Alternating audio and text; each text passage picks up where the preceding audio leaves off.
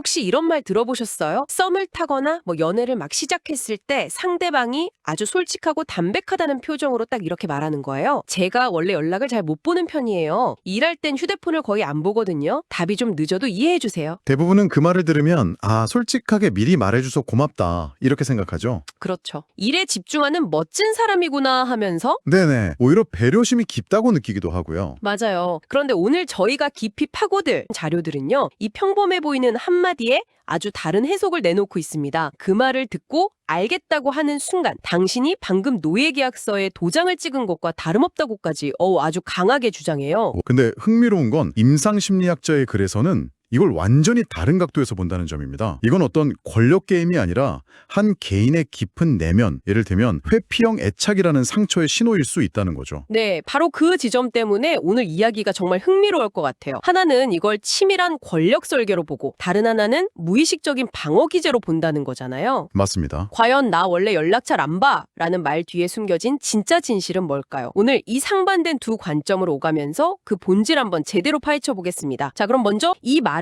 권력 설계라고 보는 자료의 핵심 논리가 뭔가요? 이게 왜 단순한 부탁이 아니라는 거죠? 이 관점에서는요, 그 말을 내 상황을 이해해줘 라는 요청이 아니라 이 관계의 규칙은 내가 정한다. 규칙을요? 네. 나에게 연락으로 높은 기준 들이대지 마. 나는 노력 안 할 거고 당신은 기다리는 역할에 익숙해져야 한다. 이런 식의 일방적인 선언으로 보는 겁니다. 특기에는 되게 정중하게 양해를 구하는 것 같은데 실제로는 게임의 룰을 그냥 자기 마음대로 정해버리는 거다. 와, 그렇게 생각하니까 느낌이 확 다른데요? 그렇죠? 이 한마디로 상대방이 구체적으로 얻는 이득은 뭔가요? 관계에서 져야 할 기본적인 의무와 책임을 완전히 면제받는 효과가 있습니다. 일반적인 관계랑 비교해보면 차이가 명확해져요. 보통 연인 사이에 연락이 몇 시간씩 늦으면 을의 미안함을 느끼고 미안해 내가 너무 늦게 봤지 이렇게 사과해야 하잖아요. 그렇죠. 그게 당연한 거고요. 내가 상대방을 기다리게 만들었으니까요. 하지만 나 원래 연락 잘 안 봐 라고 미리 밑밥을 깔아두면 상황이 완전히 달라집니다. 연락이 늦어도 사과할 필요가 없는 거예요.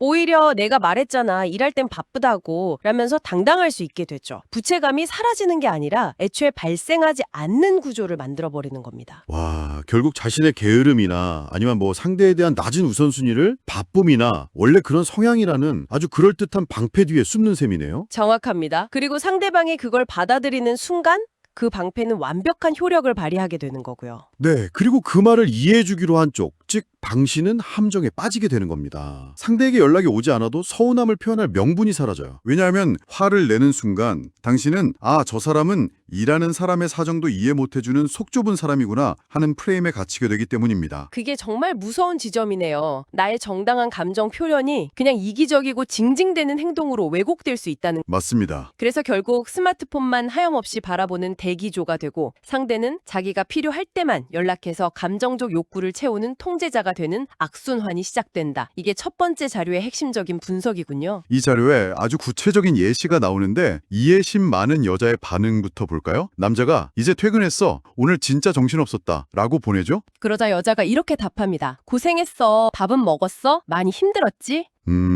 아주 다정하고 배려심 깊은 반응이죠. 겉보기엔 정말 이상적인 연인의 모습 같아요. 근데 잠깐만요. 이게 왜 문제라는 거죠? 저라도 저렇게 반응할 것 같은데요. 힘든 사람 위로해주는 게 당연한 거 아닌가요? 물론 그 마음 자체는 아름답죠. 하지만 이 자료는 그 반응의 결과에 주목을 합니다. 이 여성은 연락을 기다리면서 느꼈을 자신의 서운함이나 불안감 같은 감정은 완전히 지워버렸어요. 대신 남자의 노고를 위로하는 데만 집중하죠. 이 반응을 통해 남자는 무의식적으로 학습하게 된다는 겁니다. 이 여자는 내가 방치해도 괜찮구나. 오히려 나를 챙겨주네. 관리하기 정말 편한 사람이다. 와, 결국 그 배려가 나는 당신에게 이 정도의 대우를 받아도 괜찮은 사람입니다 라는 신호가 되어버린다는 거네요. 바로 그거죠. 그럼 남자는 더 이상 연락에 노력할 필요성을 못 느끼게 될 거고요. 그렇죠. 의도는 선했지만 결과적으로 관계의 균형을 스스로 무너뜨리는 행동이 되었다는 게 이 분석의 핵심입니다. 그럼 이 프레임을 깨는 설계자의 반응은 어떤가요? 남자가 똑같이 말하죠. 심지어 나 원래 일할 땐 폰 안 보는 거 알지? 라며 자신의 프레임을 다시 한번 강조하면서요. 이때 이 여성은 이렇게 답합니다. 아, 그래. 나도 일할 땐 집중하는 스타일이라 연락 자주 하는 거 별로 안 좋아해. 우리 잘 맞네. 나중에 시간 될 때 통화하자. 와, 이건 정말 차원이 다른 대응이네요. 남자의 바쁜 프레임을 일단 인정해주면서 근데 그건 너만의 특권이 아니야. 나도 내 삶이 있고 바쁜 사람이야 라는 새로운 프레임으로 맞받아친 거잖아요. 맞습니다. 공을 그대로 되받아쳐 넘겨버린 느낌이에요. 바로 그겁니다. 너만 특별히 바쁜 게 아니다. 라는 메시지를 아주 세련되게 전달한 거죠. 자료에 따르면 이 반응에 남자는 당황하게 됩니다. 당황한다고요? 네, 자신이 설정한 나는 바빠서 연락이 잘 안 되는 가치 높은 남자라는 그 희소성 전략이 안 통하니까요. 오히려 어라? 이 여자는 내 연락을 기다리지 않네? 하면서 여자가 궁금해지고 안달이 나기 시작한다는 겁니다. 권력의 축이 이동하는 순간이네요. 네, 바로 그 순간이죠. 와, 듣고 보니 굉장히 설득력이 있어요. 그런데 한편으로는 이런 생각이 들어요. 모든 사람이 이렇게 계산적으로 행동할까요? 이게 정말 의도적인 전략이 아닐 수도 있잖아요. 그냥 정말 악의 없이 사람 상대하는 거 힘들어하거나 자기만의 동굴이 꼭 필요한 사람일 수도 있는 거 아닌가요? 바로 그 지점에서 두 번째 자료, 임상심리학자의 글이 등장해야 할 타이밍입니다. 그 글에서는 이 현상을 권력 게임이 아니라 애착 이론의 관점에서 설명하거든요. 애착 이론이요? 네, 특히 회피형 애착을 가진 사람들의 특성과 연결짓습니다. 이들은 어린 시절의 경험 때문에 타인과 깊은 정서적 유대감을 형성하는 것 자체를 위협으로 느껴요. 친밀함이 곧 통제, 나 구속으로 이어질 거라는 무의식적인 두려움이 있는 거죠. 그래서 누군가 가까이 다가오려고 하면 본능적으로 거리를 두려고 합니다. 그러니까 연락을 피하는 게 상대를 무시하거나 길들이려는 게 아니라 그냥 자기 자신을 보호하려는 방어막 같은 거라는 말씀이시군요. 그렇습니다. 이들에게 잦은 연락은 사랑의 표현이 아니라 자신의 독립성과 자율성을 침해하는 압박으로 느껴질 수 있어요. 그래서 관계 초반에 나는 원래 연락을 잘 안 본다고 미리 선언하는 것은 제발 나를 통제하려고 하지 말아주세요. 저에게는 혼자만의 공간과 시간이 반드시 필요해요. 라는 필사적인 신호일 수 있다는 겁니다. 와, 이건 상대를 조종하려는 갑의 선언이 아니라 관계에 겁먹은 을의 방어벽인 셈이죠. 솔직히 좀 헷갈리네요. 한쪽에서는 이걸 갑질을 위한 밑작업이라고 하고 다른 쪽에서는 상처받은 내면의 방어벽이라고 하니 완전히 정반대잖아요. 해석이 완전히 다르죠. 그럼 듣는 사람 입장에서는 이걸 어떻게 구분해야 하죠? 눈앞에 이 사람이 교활한 설계자인지 아니면 그냥 겁이 많은 사람인지 어떻게 알 수 있을까요? 아주 중요한 질문입니다. 두 자료를 종합해보면 그걸 구분할 수 있는 몇 가지 기준점을 찾아볼 수 있어요. 핵심은 의도성과 일관성, 그리고 다른 영역에서의 태도를 보는 겁니다. 의도성, 일관성, 다른 태도. 좀 더 구체적으로 설명해 주실 수 있나요? 정말 권력을 잡으려는 의도를 가진 사람이라면 연락이 안 되는 상황이 선택적으로 나타날 가능성이 높습니다. 예를 들어 자기가 아쉽거나 뭔가 필요할 때는 언제 그랬냐는 듯이 칼같이 답장하고 애정 표현을 하다가 자신의 목적이 충족되면 다시 연락이 틈해지는 패턴을 보이는 거죠. 아, 연락의 빈도가 자기 필요에 따라 고무줄처럼 늘었다 줄었다 한다는 거군요. 맞습니다. 반면 회피형 성향 때문이라면 그 패턴이 훨씬 일관적으로 나타납니다. 상황의 유불리와 상관없이 관계가 특정 수준 이상으로 가까워지거나 감정적으로 깊어지려고 할 때마다 예측 가능하게 한 발짝 물러서는 모습을 보이죠. 아, 그건 전략이라기보다는 네, 자동적인 반응에 가깝습니다. 그렇군요. 그럼 다른 영역에서의 태도는 뭔가요? 연락 문제 외에 다른 부분에서도 상대를 존중하는지를 보면 됩니다. 만약 정말 바쁘고 성향이 그래서 연락만 잘 못할 뿐, 만났을 때는 당신의 이야기에 온전히 집중하고 약속을 잘 지키고 당신의 감정을 존중하려는 노력을 보인다면 회피형 성향에 가까울 수 있어요. 하지만 연락도 제멋대로인데 데이트 약속도 쉽게 바꾸고 당신의 감정이나 의견을 무시하는 경향까지 보인다면 그건 성향이 아니라 그냥 이기적인 태도, 즉 첫 번째 자료에서 말하는 권력형일 가능성이 높은 거죠. 이제야 좀 그림이 명확해지는 것 같아요.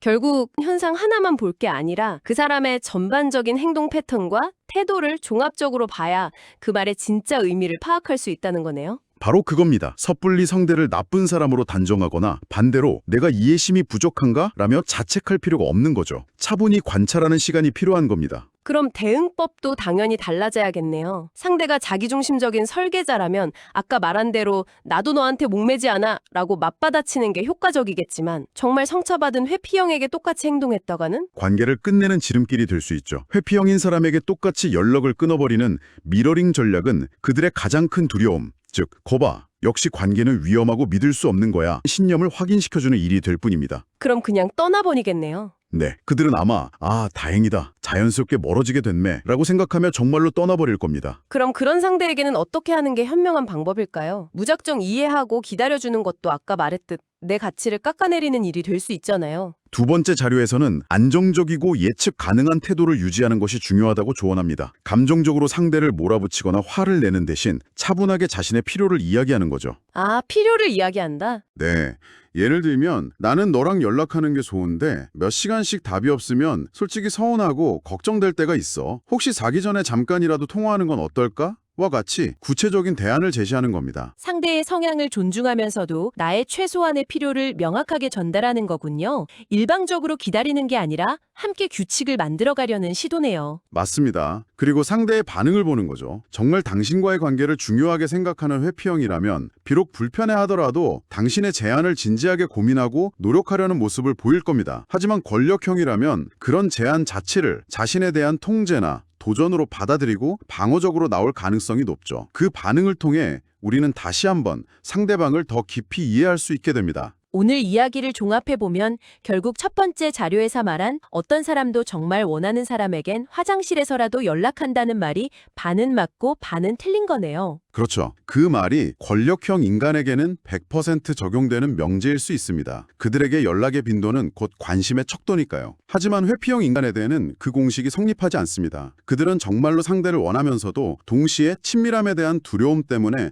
연락을 피하는 모순적인 행동을 보일 수 있으니까요. 결국 나 원래 연락 잘 안 봐 라는 한마디에 내장된 정답은 없다는 거네요. 네, 맞습니다. 그 말을 하는 사람의 맥락과 평소의 태도, 그리고 나의 제안에 대한 반응까지 종합적으로 관찰하고 나서야 비로소 그 말의 진짜 의미를 해석할 수 있게 되는 거군요. 맞습니다. 핵심은 상대가 설정하려는 프레임, 그것이 의도적이든 무의식적이든 거기에 수동적으로 끌려가지 않는 겁니다. 동시에 상대를 섣불리 악마화하지도 않는 균형 잡힌 시각이 필요한 거죠. 가치와 시간을 지키면서도 상대방을 입체적으로 이해하려는 노력, 그것이 건강한 관계의 시작점이라는 게 오늘 우리가 살펴본 자료들의 통합적인 결론이 아닐까 싶습니다.